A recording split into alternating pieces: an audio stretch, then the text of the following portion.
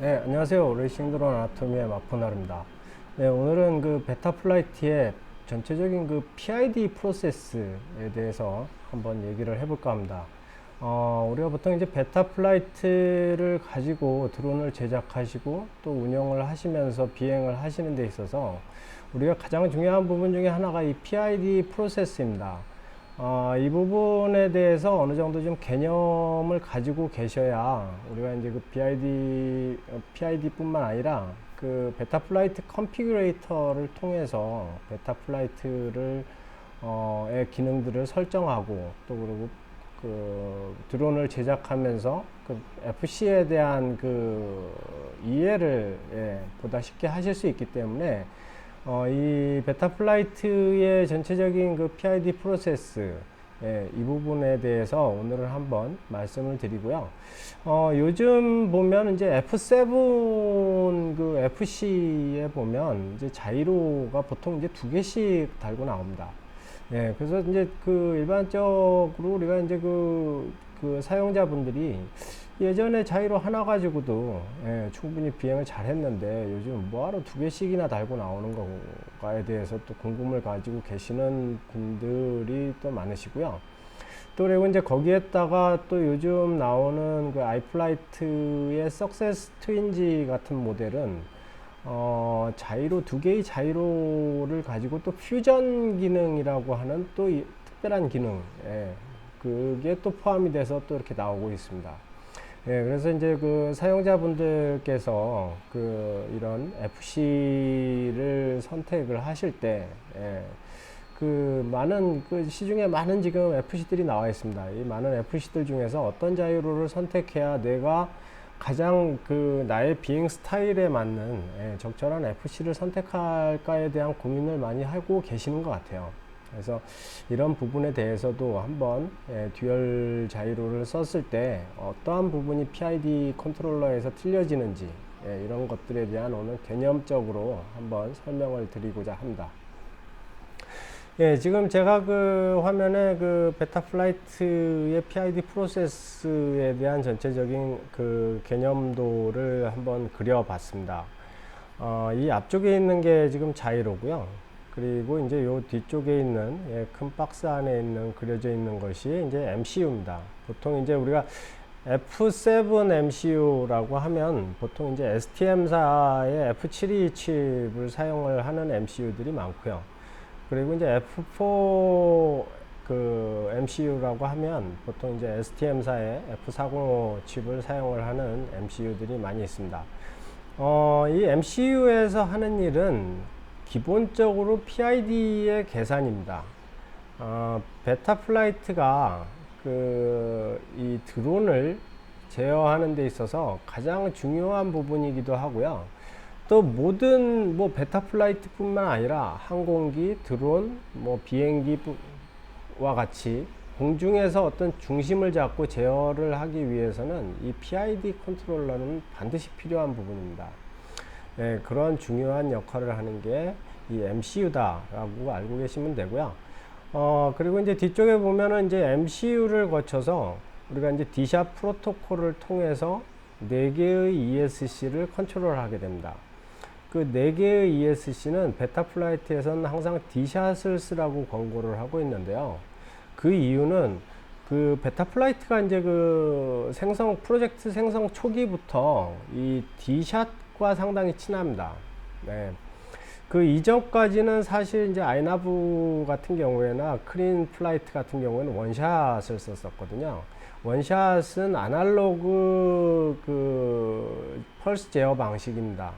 말씀드리자면 그 전류에 그 전압의 위상차를 가지고 전기적인 신호를 그 ESC에 전해줘서 그 ESC가 모터를 제어할 수 있게끔 그렇게 하는 아날로그의 프로토콜인데요.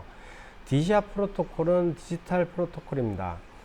디지털 프로토콜이라고 하면 물론 이거 그 디지털 프로토콜도 그 전압의 위상차를 가지고 데이터를 전달을 하는데요.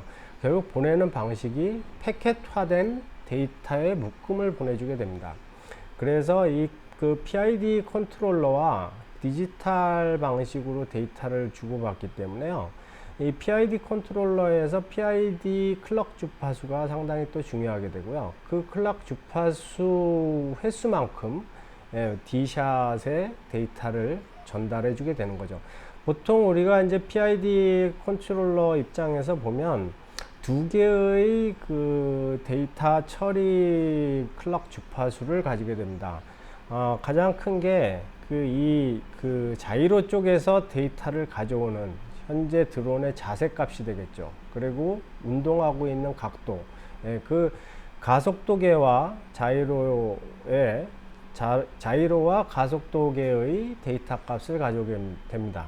물론 이제 그 베타 플라이트에서 가속도 데이터가 필요 없다라고 생각을 하면 가속계를 꺼버리면 됩니다. 물론 가속계가 없어도 베타 플라이트는 비행을 할 수가 있습니다. 우리는 뭐 아크로 비행을 하기 때문에 비행을 하는데 아무 문제는 없는데요. 만약에 앵글 비행을 한다든지 또 호라이즌 비행을 한다든지 했을 적에는 가속도계가 일정 부분 도움을 주게 되니까 더 안정적인 비행을 하게 될 수는 있습니다. 그건 필요에 따라서 선택을 하시면 되고요. 그래서 여기 그 자이로에서 가져오는 샘플링 레이트, 즉 데이터를 자이로에서 1초에 몇 번이나 가져올 거냐. 우리가 보통 맥스 지금 8K로 되어 있습니다. 베타 플라이트 4.0, 4.1이 오면서 맥스 프리퀀시를 8K로 제한을 했습니다. 32K까지 그 전에 있었거든요. 근데 32K를 라고 말하면 그 말 자체의 뜻은 뭐냐면 1초에 32,000번의 데이터를 가져온다는 겁니다. 32,000번 자이로한테 데이터를 가져오겠다라는 얘기가 되겠죠. 근데 그렇게 빨리 가져와 봤자 D샷이 뭐 ESC에 처리해 줄 수 있는 그 횟수, 보내줄 수 있는 횟수에 제한이 있게 됩니다. PID만 괜히 고생시킬 뿐이지 D샷한테 그 데이터를 던져서 그 ESC가 그만큼 빠르게 처리해 주기에는 상당히 어려움이 따른다는 거죠. 그러다 보니까 데스롤도 생기게 되고 모터의 비이상적인 스투터 현상도 발생이 되게 되는 거죠. 그래서 베타 플라이트 측에서는 그런 안정성 측면에서 지금 8K로 그 자이로 프리퀀시하고 PID 루프 프리퀀시를 내려놓게 된 겁니다. 좀 더 자세하게 말씀을 좀 드려보겠습니다. 프로세스에 대해서 말씀을 드려보면요. 보통 요즘 그 F7으로 오면서 이제 트윈 자이로가 많이들 나오고 있습니다. 보통 이제 하나의 자이로는 뭐 ICM으로 붙는 ICM 뭐 20 뭐 이렇게 붙는 20689가 지금 가장 최신의 그 ICM 계열의 자이로고요. 예전에는 그 MCU 6000이라는 자이로를 썼었습니다. MPU 6000이라는 자이로를 썼었고요. MPU 6000이나 ICM 20689나 똑같은 그 TDK사의 제품입니다. 예전에는 그 인벤센스라는 미국 회사의 자이로 제품이었는데요. 센서 만드는 회사였는데요. 일본의 TDK사가 인벤센스를 인수를 했습니다. 그러면서 이제 인벤센스에서 만드는 모든 칩이 요즘 이제 TDK로 나오게 되죠.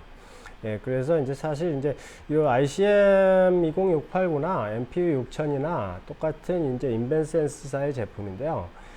인벤센스사의 홈페이지에서 데이터 시트를 찾아보면 이제 MPU 6000은 더 이상 지원하지 않겠다, 개발하지 않겠다라고 나와 있습니다. 그래서 사용자들이 웬만하면 MPU 6000은 이제 쓰지 말아라 라는 얘기가 나와 있습니다. 그래서 지금 요즘 나오는 아마 그 FC들은 거의 이제 ICM 계열의 자이로를 사용하고 있습니다. 뭐 오늘 뭐 자이로 얘기하자는 건 아니기 때문에 더 깊이 뭐 얘기할 건 아니고요. 그 스펙상으로 보면 ICM 20689나 ICM 계열의 자이로가 기존의 그 MPU 6000보다 훨씬 오차율이라든가 전송 속도가 빠릅니다.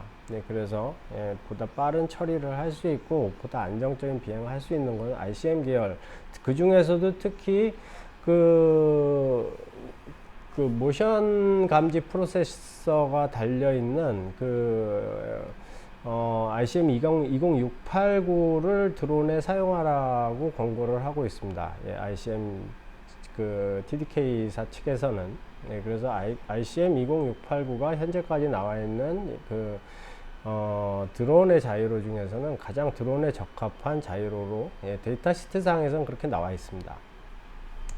우리가 이 그림을 보시면요, 요 이제 두 개의 보통 이제 자이로가 있고, 보통 뭐 하나의 자이로여도 마찬가지입니다. 예, 하나의 자이로여도 마찬가지고요.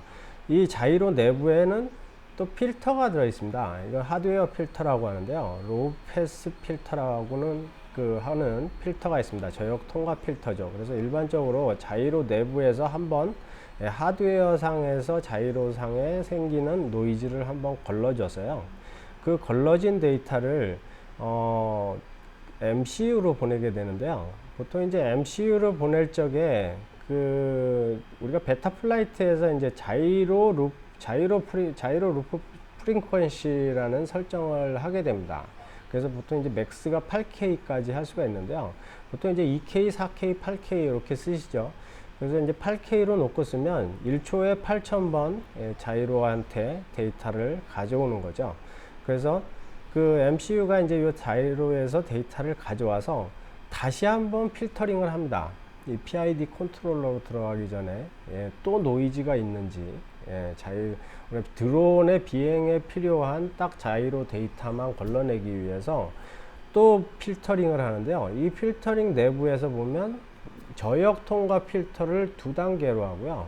그리고 노치 필터라고 하는 부분 필터를 또 사용을 해서 필터링을 합니다. 그리고 요즘은 다이나믹 필터 개념이 3.5부터 이제 들어왔기 때문에요. 이런 필터를 또 다이나믹하게, 예, PID 컨트롤러가, 예, 어떤 특정 때에 노이즈가 많이 생기면 그 영역대의 노이즈만 걸러내게끔 그렇게 이제 다이나믹 필터가 적용이 되는 이 필터 구간을 또 한번 거치게 되는 거죠.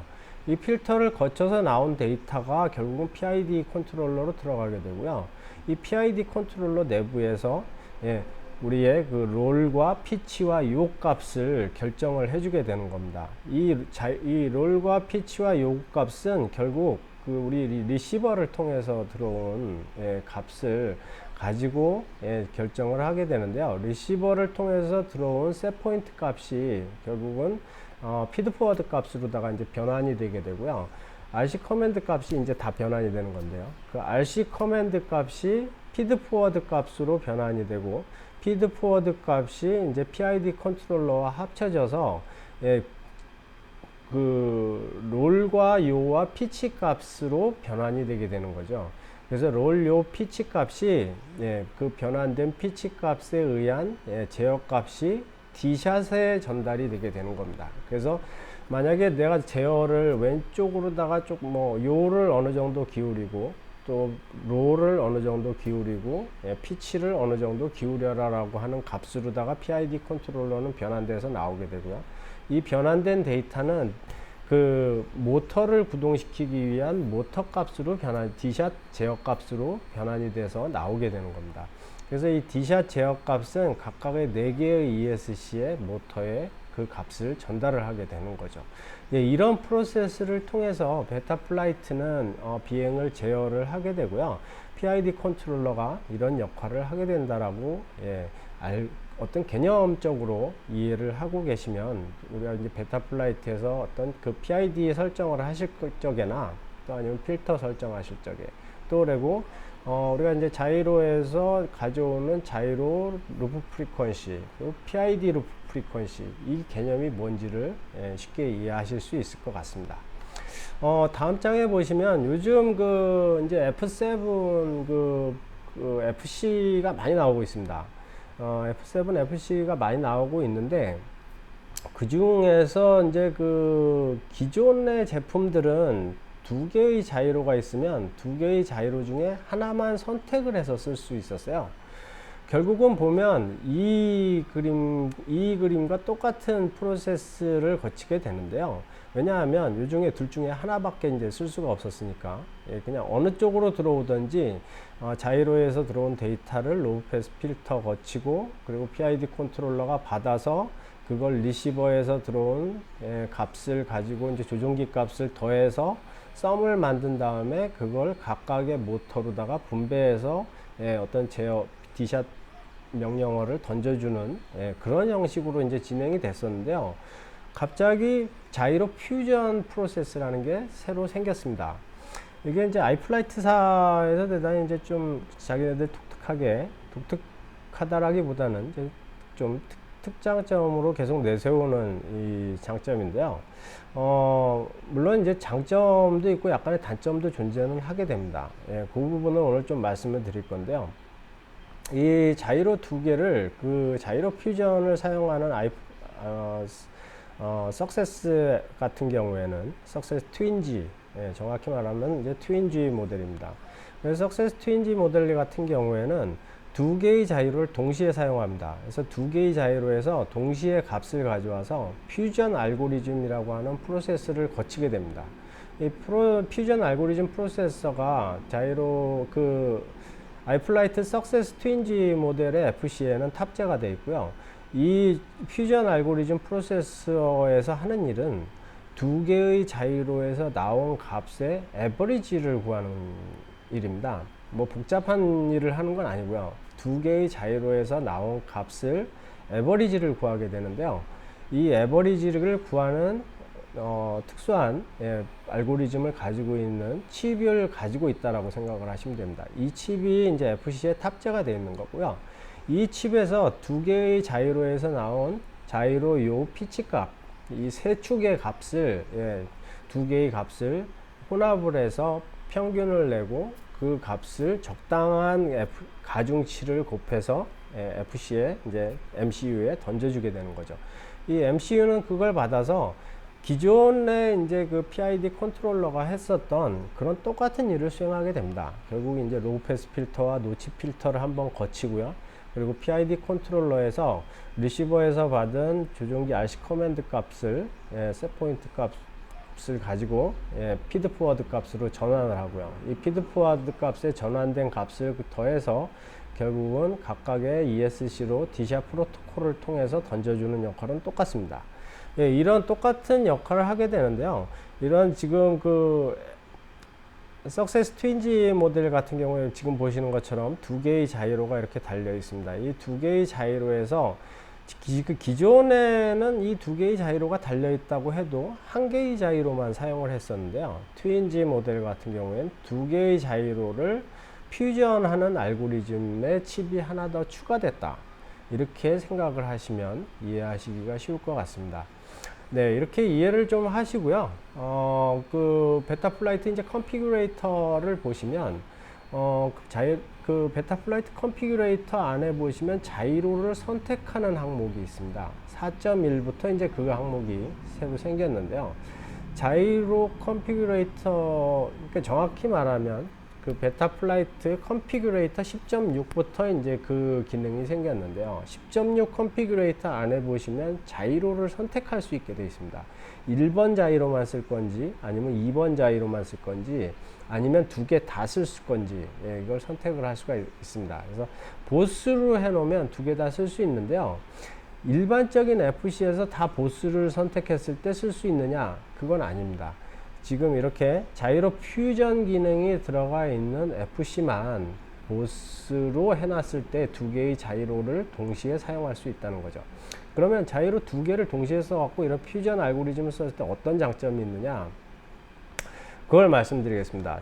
그 두 개의 자이로를 동시에 쓰는 퓨전 기능을 썼을 때는 비행의 자이로의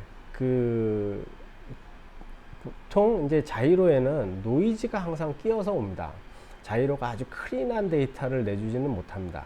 항상 기체는 어떤 비행 중에도 미세한 진동 속에서 항상 날아가게 되고요. 이건 모터의 진동에 의해서일 수도 있고 바람의 진동에 의해서일 수도 있습니다. 그래서 어떤 진동에 의해서 항상 미세하게 떨리면서 날아가게 되고요. 이 떨리는 값이 자이로로 다 들어가게 됩니다. 그 자이로는 그 값을 받아서 계속 데이터를 보내주게 되는데요. 그 떨리는 값이 정기적으로 변환이 될 적에 노이즈 데이터는 반드시 생기게 됩니다. 그 노이즈 데이터를 결국은 하나의 자이로만 있을 적에는 하나의 자이로에서 생기는 노이즈가 그대로 다 PID의 MCU에 반영이 되게 된다는 거죠. 하지만 두 개의 자이로가 있으면 두 개의 자이로를 90도 각도로 이렇게 스퀘어로 배치를 시켜 놓으면 결국 두 개의 자이로가 진동이 생기더라도 중간 값을 가져올 수 있다라는 거죠. 그런 개념에서 시작한 게 자이로 퓨전 기능입니다. 그 중간 값을 가져오게 되면 어떤 특정한 값이 튀는 값이 있어도 하나의 자이로는 90도로 꺾여져 있기 때문에 하나의 자이로에서는 그 튀는 값이 아닌 보통 값을 가져올 수 있다는 거고요. 튀는 값과 보통 값을 이 자이로 퓨전 알고리즘이 판단을 해서 에버리지를 내주는 거죠.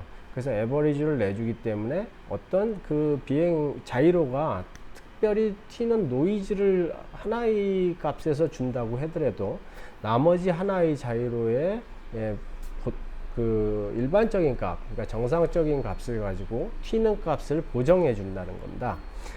결국 이렇게 되면 PID 컨트롤러는 그 보다 이제 안정적인 데이터를 받게 되고요.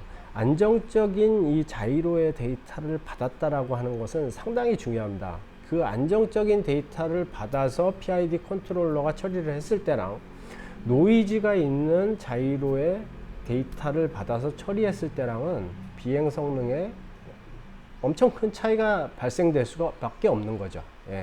그런 부분에 차이가 있기 때문에 실제로 비행을 해보면 보다 안정적인 비행 느낌은 받으실 수 있습니다. 이제 분명히 이제 장점이 있으면 단점도 있습니다. 단점을 말씀드리면요, 하나의 알고리즘 프로세서가 더 늘어났다는 겁니다. 즉 이 말은 뭐냐 하면 일을 처리하는 데 있어서 MCU가 한 단계를 더 거쳐간다는 거죠. 즉 말하자면 시간이 길어진다는 겁니다. 우리가 그 MCU에서 가장 중요한 것 중에 하나가 레이턴시입니다. 즉 응답 시간이고요, 처리 시간입니다. 이 처리 시간이 보통 우리가 이제 그 MCU에서 8K로 데이터 처리를 하게 해놨다면 1초에 8,000번을 처리할 수 있을 정도의 시간 안에 한 번에 그 PID 컨트롤러는 작업을 끝내야 됩니다. 1초에 8,000번 PID 컨트롤러도 같이 돌아줘야 된다는 거죠. 자, 그 정도의 시간 안에 이 모든 프로세스가 한 번씩 짝짝 8,000번, 1초에 8,000번이 이런 프로세스가 지나가야 된다는 거죠. 근데 그래서 상당히 이 MCU는 최적화시키기 위한 노력을 많이 합니다. 그 최적화시키려는 노력을 많이 했는데 그 안에 또 하나의 알고리즘 프로세서가 들어와 있어요. 그러면 약간의 레이턴시가 더 늘어나게 되겠죠. 그래서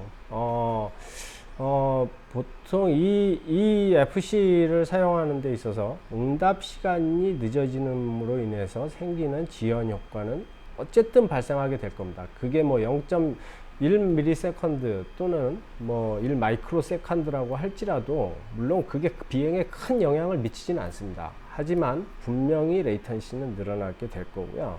그 레이턴시가 늘어나는 것만큼 우리는 만약에 이제 8K로 비행을 해봐서 레이턴시가 생긴다라는 걸 느끼게 되면 4K로 내려주던지 그렇게 해서 PID 컨트롤러의 클럭 타임을 내려주는 것이 필요합니다.